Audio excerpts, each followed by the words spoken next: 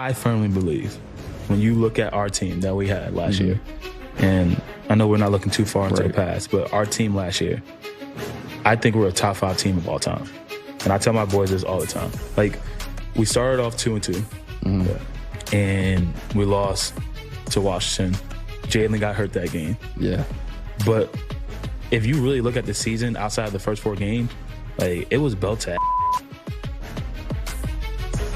Welcome into Birds Huddle. That's a statement presented by Toyota, official automotive partner of the NFL, along with Barrett Brooks. I'm Ashlyn Sullivan. That was Saquon Barkley on the Exciting Whites podcast, planting his flag as the 2024 Eagles as a top 5 team of all time. Top 5 of all time, like 92 Cowboys, Brady Super Bowl era. Super Bowl 40, Barrett Brooks. I mean, realistically, I will say this. I'm saying it's a top 10, but not necessarily a top 5. I mean, they were great. That defense was great. The numbers depict that they were one of the best defenses to ever play. That offense was almost unstoppable. They ran the ball, had a 2,000-yard rusher. They could do whatever they wanted to do on the field. And they lost a game to Washington, like you said, Jalen got hurt. They have to be one of the tops I've seen, and I've witnessed before, especially with all the talent that they have. Yes, especially when you look on paper how talented that team was. I think maybe top 8 we'll give them. How about that? All right, we'll do around there. Top 8, yeah. Well, the Eagles are done revealing in their glow of a Super Bowl title and focusing on 2025. Take a listen to Nick Sirianni earlier this week. You can enjoy it for a little bit, but you got to turn the page, and you got to turn the page quickly. Because we'll have a high standard for ourselves. I know you all will have a high standard for us, but we know how high our standard is for ourselves, and it takes steps, and that's mental toughness. I think I talked about this with the players today. I think sometimes when I talk, I tend to talk to them a lot about mental toughness, and I talk to them about overcoming adversity, and that's a big part of mental toughness. But another part of this mental toughness thing is going through the same monotonous things over and over and over again, and having the same attitude and effort no matter what the circumstances are. It's really that part, going through the same things over and over and over again. Number one, the Eagles will be on a mission in 2025. They ended last year on an absolute roll, but they seem totally focused on doing it again. It's those monotonous tasks that Nick Sirianni was just talking about. Even though you're Super Bowl champions, Barrett, you still got to do them. You absolutely do them, because it's those little things that turn into the big things than winning a Super Bowl. You got to make sure you take care of the small, minute things that add up to big things. And that's exactly what this team is going to do. When you look at it, they know what it is to go to a Super Bowl and not have the success the next year. They went to a Super Bowl, they lost, but then they came back that next year, won 10 games in a row. We went 10-1. Then after that, they went through a skid. They're not trying to do that next year. They want to go into this season knowing that they have one of the most complete and best teams in the NFL as far as talent. They can do everything. They can run the ball. That entire offense, for the most part, is intact. Only thing they're really missing is the right guard. And we have plenty of guys right there that can go in and take that position. But looking at it, there's a lot of things which makes this team a great team, on the offensive side of the ball. And, to not think that they're not going to be that good, even on the defensive side of the ball. They have key guys at key positions. In fact, we have some of the best guys at some certain positions also. I was looking at it, the D-line. They got Carter sitting there. Look at the cornerbacks.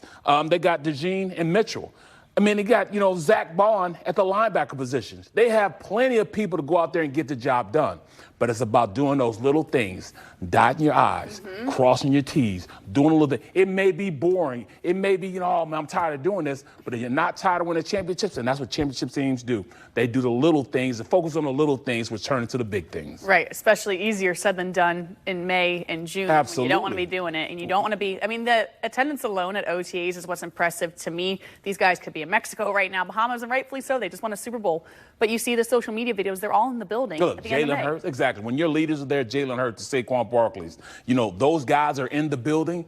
If you're not one of those guys, top-tier guys, you best be in the building also. But those guys want to win. Jalen Hurts is one of those guys going to stay focused. He wants to be the greatest he can be, and he knows the only way he can do that is working and doing those little things to make sure the big things happen. Right. It's the ultimate set the tone when you have your quarterback in the building. Everyone else better be there, and everyone better be on TV, which leads us to number 2. The Eagles are made for reality TV. It was announced yesterday that the Eagles will be part of an HBO in-season Hard Knocks along with the rest of the NFC East. Bear and I were talking about earlier this week. This is the most entertaining division we felt like in football. Well, so did HBO. Even in a Super Bowl season last year, we know there was plenty of drama around the Eagles, and seeing this behind the scenes this year, I'm shocked this is happening, Barrett, because A.J. Brown, for example, tweeted, nope, Jalen Hurts can't like having this kind of access, but this is what people ask for. Yeah, I mean, I'm being totally honest. I'm being totally selfish. I love more access to my Birds. I love more access to being around this team, you know. No one will like it. He's going to love me, you know. But, I mean, you look at it, guys like Bob Lane, he's going to hate it, you know. Our head of our communication, he's not going to want that. They want to keep everything tight and closed in that locker room. They want to keep who they are as a team in the locker room. They don't want to go out there and have to worry about, something getting out or an injury happening and they, let everybody else know, giving up any type of advantage they can have, all that type of stuff. That room over there, that building over there is like, oh my God, they're cursing. This is going to be a spur in their back. They're going to hate this, but you got to do it. Same thing, make you laugh, make you cry. You want that notoriety. You want to be known as the best team in the NFL. Well, you got to get that access sometimes, And guys, like we're talking about, A.J. Brown, he's really one of those guys that's quiet and reserved. He really doesn't want all the attention. But he wants to go out there and play and work. And all this, he didn't want it to become something that's going to distract from them being involved in their ultimate goal, and that's winning the Super Bowl. Right. I think a lot of those guys, not their favorite thing, but it's going to be cool to see for fans. Absolutely. I love it. That's for sure. I'm going to love it. One guy that's going to definitely love it, Jordan Milada, a born leader and also a guy that's just great on television. Last season, he was team captain for the first time, put together a season that made him a second-team All-Pro. And earlier this week, he spoke about how he's taking the young draft picks along with him on the offensive line. I love our rookies.